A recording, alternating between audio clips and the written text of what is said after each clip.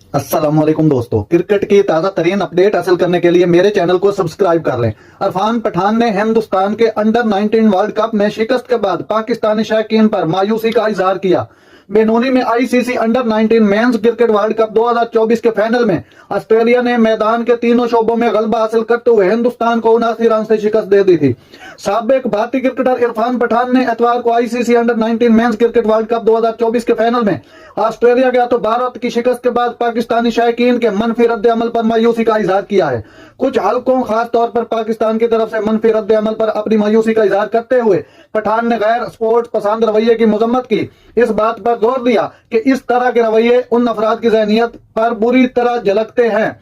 उनकी under 19 team के final में जगह न बनाने के बावजूद सरहद पार से आने वाली बोर्ड वॉरियर हमारे नौजवानों की शिकस्त पर खुशी महसूस करते हैं।